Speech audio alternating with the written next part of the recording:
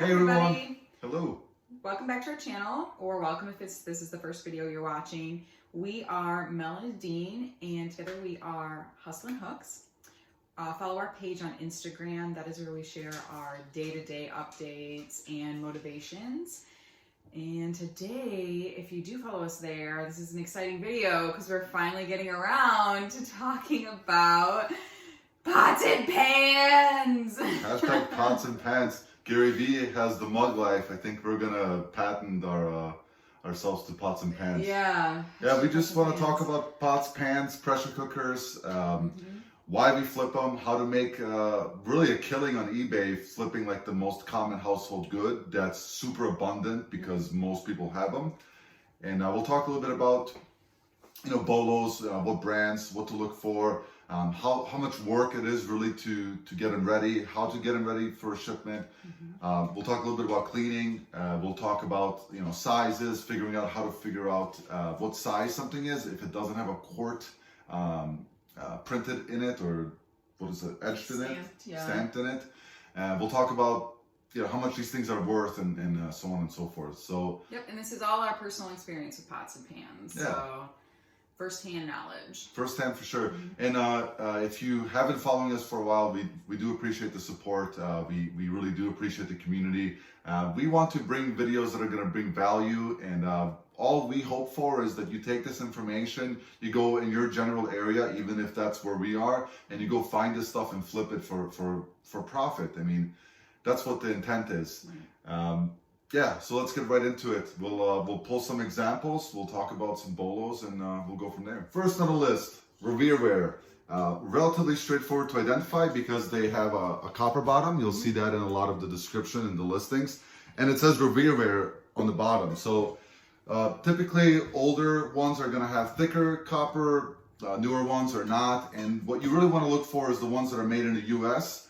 They're going to be stamped on the bottom. The ones that are made in China, the more recent ones, recently made ones, they're just not worth as much in the resale market.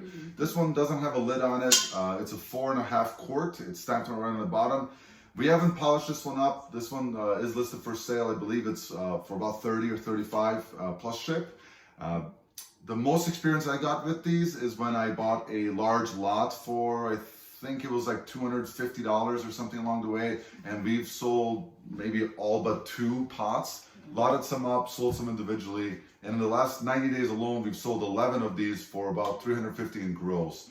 On average we find these for about $5 to $7 a piece, so this is definitely a BOLO Ware USA copper bottom. Yeah, and there's 2 cities, Clinton, Illinois, and Rome, New York. Rome, New York, and that's good when you find them with those cities on there, and put those in the title, because some people do look for those specific cities for whatever reason. Yeah. Some people like the Clinton one, some people like the New York one. Yeah, there's actually California too. There is a California one. I don't remember what city specifically, but there are collectors out there, and they're looking for like the ones that have the pre-patented information on it. Those are the ones that are pre-1963. So if you look up Ware and it says pre-1963, those typically do a little bit better than these that are typically from the 80s, 90s, some from the 70s. So just some information on Ware. So that's definitely a BOLO to look for. Okay, this is Wagner Magnalite. We love this stuff. If you guys do follow us on Instagram, you know that this big one is out the door. It sold this weekend for $205. I picked it up 3 days before it sold for $50. So quick turnaround time on these, generally speaking, and really good profit margins if you get them at the right price. This one is a 13 quart. There is a 17 quart one out there that goes for like $250, $300. So that's sort of the whale that we hope to find one day. I feel like we're on one of those TV stores where like they're talking about like, buy this pot right here. So that's my job. I think one thing I'll just note real quick, super easy to identify. Obviously on the bottom it's going to tell you Magnalite. The other one is going to be Sydney Old Magnalite, USA. Another way to identify these is look at the handlebars. They're super specific to this. And look at both of them. They are longer, right for your hand. And this is a Dutch oven, and this is called a Just a regular pot? No, roaster pot. Roaster pot? So, and they come in like smaller sizes. And I picked up a bunch recently in some random pots and pan spots. And I knew from the photos that these were Magnalite. So I told her I wanted them because I could see that there were a few in there. And the original lids do sort of match the handles there. Yes, they do. Something to kind of watch for there. These are also made in USA. And a lot of them have what type of pot it is. That says 4248P. So they're pretty easy to search that way on eBay for sell-through weight and to find one to list similar.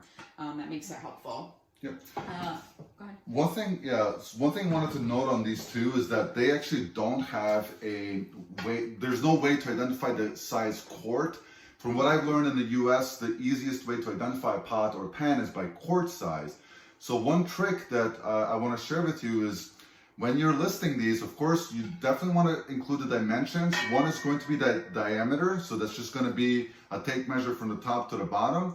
And then the height of the total item. If you're doing this Dutch oven, you definitely want to do the width and the length, or vice versa, and also the top. If you have something at home that measures a quart or something that measures a cup, 4 cups is 1 quart, or simply use something that's 1 quart and pour water in it continuously until you get to that quart size. And that's how you can easily identify it and put that in your search, in your title for easier search. So just a quick tip on identifying sizes if it's not stamped on the bottom. Yeah, and then a friendly reminder to reuse that water. We give it to our dog or we water our plants. Yeah, so or we drink it. Be nice to the planet as well. That's right. A couple notes. In the last 90 days for Magnalite, we've sold $475, and that's just 4 purchases. One of those was a double, so it was at 5 listings. So that works out to like an average of $95 a sale for Magnalite. That's pretty awesome, yeah. Yeah, and hopefully you can get them at a good enough price where that's a great profit margin for you. Yeah, for sure. So definitely a BOLO, Magnalite, Sydney O, Wagner. Wagner also makes a lot of cast iron. If you find that stuff for relatively cheap, some of those are worth $100, $200 a piece. So definitely be on the lookout for flea markets are a great place. Of course, your thrift stores, etc. Facebook Marketplace, where she found all these. Yeah, and I hear that people find them at the bins all the time. Farberware, that's the next one. Farberware is kind of like we talked about like identifying or classing them. We would call this like a B, not an A, or it's like a B-list celebrity. Farberware, easy to identify, typically super shiny chrome tops with this, it's like a round-ish knob, I guess you can call it. I'm not sure if it's going to zoom. I'm not going to try too hard. The bottoms typically are going to have Farberware on the bottom. And what we typically do with these single small ones, these are like a quart or 3/4 quart, quart and a half. They're not worth much, about 15 bucks a piece, 25 bucks a piece. So what we typically do is we lot them up with bigger sizes. And then of course, the more you have with lids, the better. Stainless steel, made in the United States. You're gonna find that a lot in this video. Also cast aluminum, made in the United States. You're gonna find that a lot. There are some exceptions, but that's something to look for. So Farberware, another BOLO. You can find an abundance of these estate sales, garage sales, Goodwill. Typically we'll find like 3 or 4 of them at a time at a thrift store because someone donated their kitchen. So B-list celebrity, Farberware. Yep, I'm gonna make a side note about Farberware. I recently picked up some vintage percolators and one non-vintage percolator by Farberware. Kind of pots and pans, same genre, right? Household stuff. Yeah. They have sold really fast for an average of $60 for those percolators. And I only paid, I think, $4 a piece at Goodwill. So if you see Farberware, especially vintage Farberware, check it out. Yeah, just look it up. You know how to look stuff up on eBay. If you don't, DM us on Instagram and we'll teach you how. Yeah. I think they say super fast on the percolators. Yeah, and they do. They are super fast, for sure. Yeah. So, B-list celebrity, Farberware. Cutco. So, Cutco is an old American brand where people would go door to door and sell it. So it's harder to come across. This is the first Cutco, I think, that we have found. Super rare. And I actually picked it up thinking it was with some other Amway pots, and the Goodwill sticker was over the Cutco part, but it had sort of the same style stamping. So I was like, oh, it's an Amway pot. Got it home, it was actually Cutco, so great mistake on my part. For sure. This one has a aluminum core, made in USA. Hear that theme coming across, made in USA. And it doesn't have the lid. We might go try to pick one up that fits it at the Goodwill. These can sell really high, like $100 plus high. So yeah, this one we currently have listed as $80 or $90 with free shipping. Yeah, fantastic brand. Yeah. Fun fact: Drew at Drew Flips and Thrifts, he actually used to sell door-to-door Cutco. He shared that with me in a DM, which is pretty cool. And he said he made a really good commission off of it, which is awesome.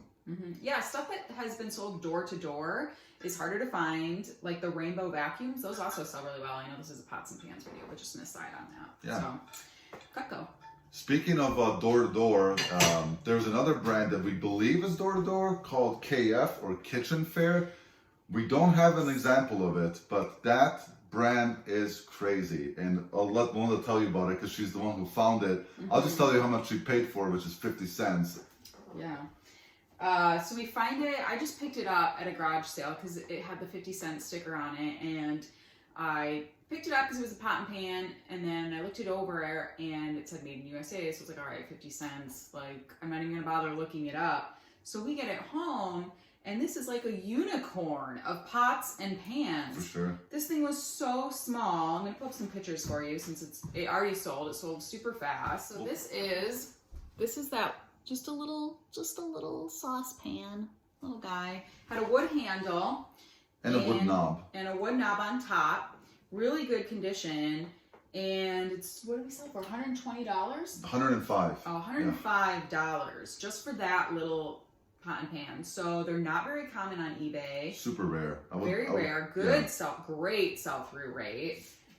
This is what the bottom looks like. It's got the KF, which I had never heard of before, and that stands for Kitchen Fair. And along with this, good tip is to pick up the pots and examine them. Check them out, because this made in USA sign, it was just really, really small on the handle. So you probably can't even see it in there. It's just right on the inner silver part between the handle and the pot. So it was really small markings. Yeah. So, but because it said made in USA, I knew there was probably at least some value in it. So definitely take your time and look stuff over if it's something you haven't dealt with before. And I'll add a quick tip on that. If it's not marked, if it has no name on it, if you're not familiar with it, just leave it alone, because what you will do is you're gonna stack a bunch of pots and pans in your house that you're never gonna sell.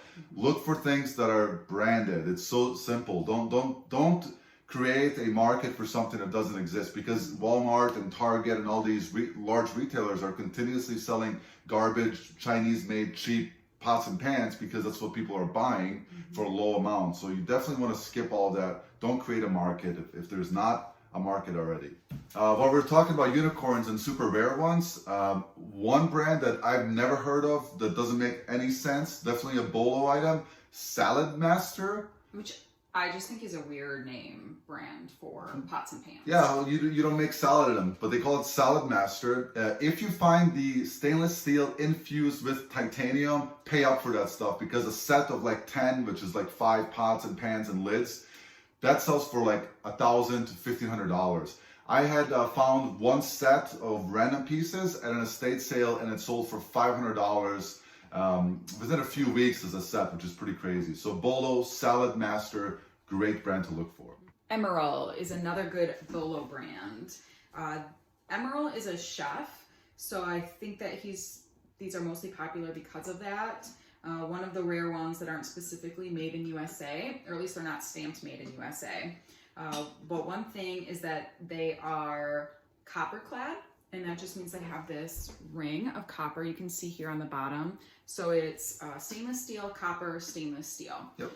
So that helps with the cooking, and they're nice. They tend to be a little bit, I think, shinier. Yeah. And that's how we can kind of pick them out in the store. They have sort of a brighter shine. The polished stainless steel. Yeah. Yeah, for sure.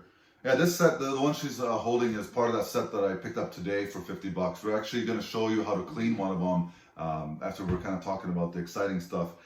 But yeah, Emerald, I actually didn't know. Melinda told me that person was a chef. And speaking of chefs, the other one that you should be looking out for is Wolfgang Puck. We had found Wolfgang Puck a couple of times, just little skillets, and they sell pretty fast for about 25 bucks a piece. So they're kind of like a B-list BOLO, but definitely one to look out for because you might be able to find a set of them. So Wolfgang, Puck, and Emerald. Emerald, one of the pots that I picked up in this lot is an 8-quart with a lid. It's worth about $100 just by itself. So definitely a good one to look out for. Great seller, great sell-through rate. Next one, Household Institute. A pretty rare-ish, definitely vintage, definitely USA made. Not the greatest seller, definitely a B-list celebrity for sure. But it's pretty straightforward. It's stamped Household Institute. It's aluminum.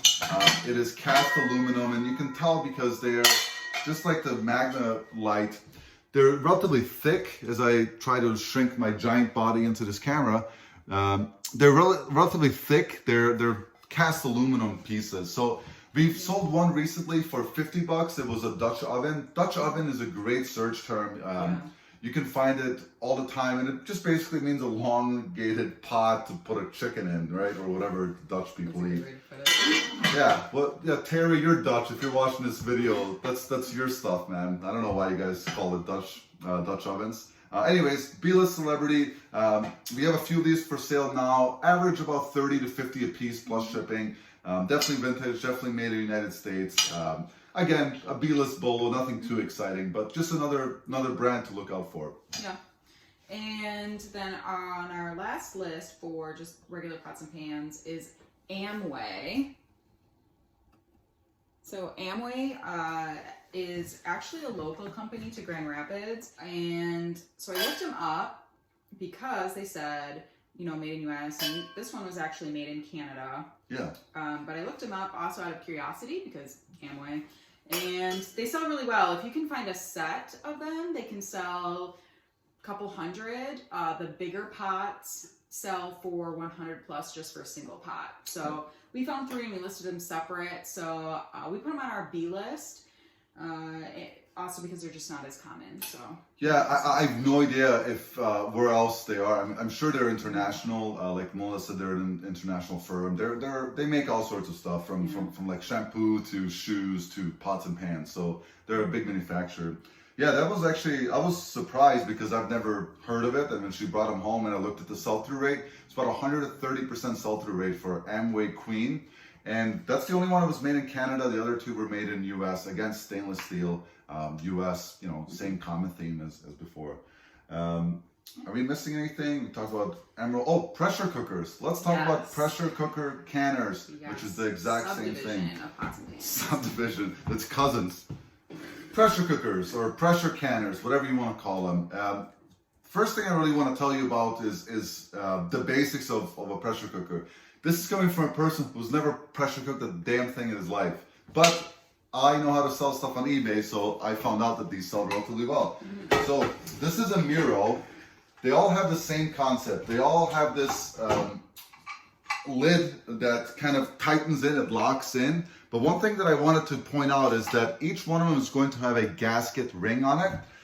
The gasket condition is something that you definitely want to look out for and disclose. I've seen them as bad as, like, they're so old and crusted that a buyer actually messaged me. He was very happy, by the way, but messaged me and said, hey, like, it took an acetone bath. It took like hours, but I finally got it off.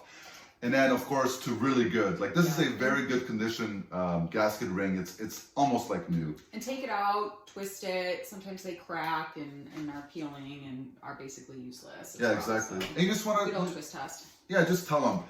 It's made out of rubber, just like any gasket.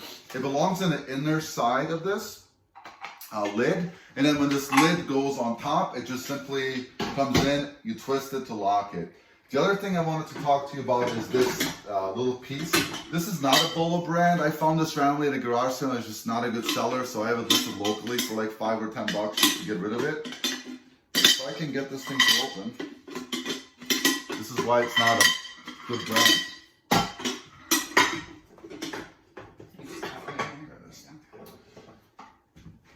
The reason I wanted to open that is because of this little piece on top. This is, from my understanding, the proper term for this is jigger. It's a little piece that almost acts like a whistle. So when you put it on top and the right pressure is reached, this thing will kind of shake around and tell you. So it fits right on top, it fits loosely, and then as the pressure is there, I don't know if you can hear the noise, it'll kind of tell you like, hey, you've reached your pressure. Yeah, like a tea kettle whistles and pressure cookers. Jigger. Yeah. And then the other thing too you want to note about these, some of them have the units attached. Like this Miro is more modern, so the unit is actually attached to it. It does not come off. They sell better if you have it. The other thing I wanted to add on top of that is that most of them are going to come with a rack that's going to hold your cans when you're pressure cooking them. And there's going to be a base plate. And if you have the jigger, the base plate, and the rack, and it's a good gasket, and of course the brand is good, definitely something you want to pick up. These Miros are good to look out for. Presto is another brand to look out for. We've done really well with Prestos. We've sold a couple of them for $150 range. And then another one to look out for is Miro. Miro-matic. Yeah, that's the one. Miro, Presto. All American. This is the Cadillac of pressure cookers. That's on our BOLO list to find, is that brand. That's the brand, All American. Yeah, they're pretty wild. Some of them, I mean, a lot of them are being sold on auction on eBay, and they range from like $150 to like $700, $500, $400. It's crazy. And I'll mention one more thing about pressure cookers. Some will have a gauge right on top of them too, just to tell you if you have the right pressure when you're canning whatever you're canning. So pressure cookers, definitely a cousin of pots and pans, definitely something you want to look out for. Jiggers, gaskets, racks, base plates, lids of course, and then the brand. And one thing I wanted to mention about pressure cookers, because I'm usually the one doing it, is the cleaning of them. So when you get them, unnecessary to say that. So one thing I wanted to mention about pressure cookers is the cleaning.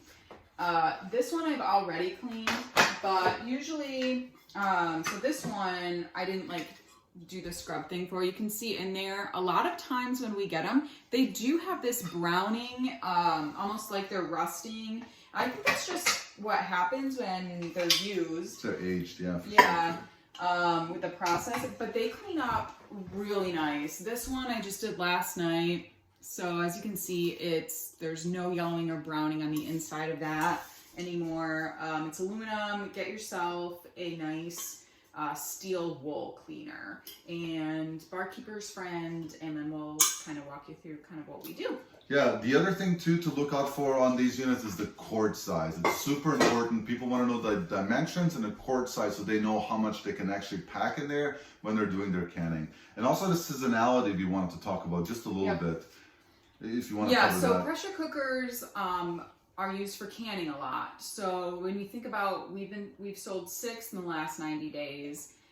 It's summer right now, which means people have planted their gardens, and long term, end of summer, they're probably thinking they're going to can some stuff like canned tomatoes, do some pickling, all that good stuff.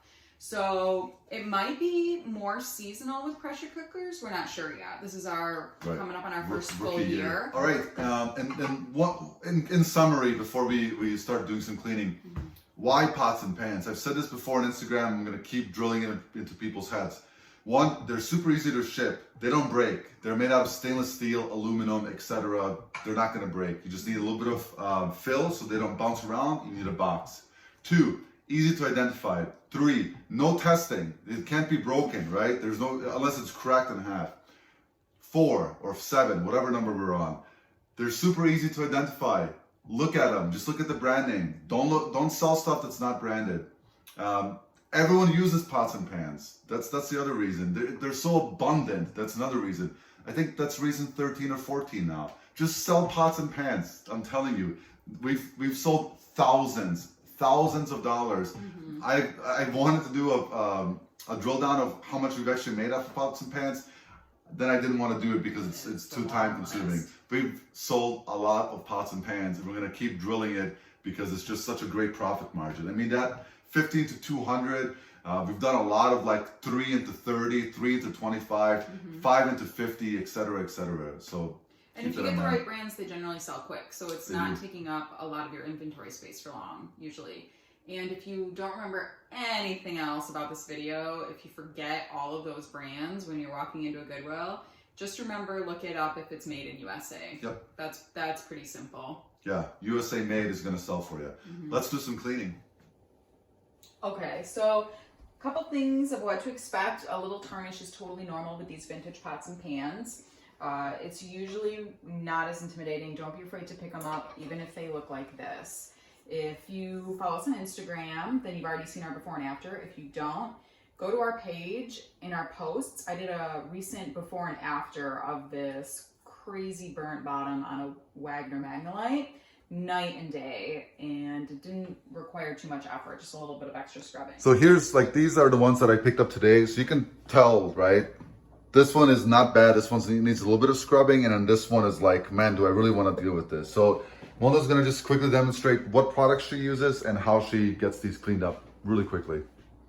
So when they're really bad, I do a solution on the stove, and I'll just use the actual pot that I'm going to be cleaning. A lot of times it's those pressure cookers when they have that brown in the middle, or the old aluminum pots and pans.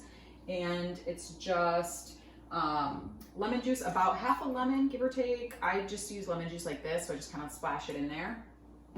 Baking soda, 1 to 2 teaspoons, and 2 teaspoons of a detergent, and then water, of course. So I bring that to a boil, and then I bring it up a couple times to the sides, because that's what you want on there. It kind of almost bleaches it. And then when that's cooling, I save that solution. And if it's super bad, I'll even pour it into another baking dish and put the bottom of the pot on there, because that's where you see the most wear, and let it soak there for a while. And then when you come back to it, it's a lot easier to scrub off. Other than that, this barkeeper's friend, this will probably take care of most of the stuff for you if it's not too bad. And steel wool. Yeah, and all of this, like your best friend. All of that stuff that's back there, obviously water is relatively free. That's like, you know, these things are like $1 or $2 at the store. So in like all in total, you probably have $6 right there, and that's going to be good for probably like 30 pots and pans, depending on how bad they are. So first step. Take the pan. Take the pan. Imagine it being It's clean. water on it. There you go. Wet the pan. Pour some barkeeper's friend on there. And just scrub. And then just scrub.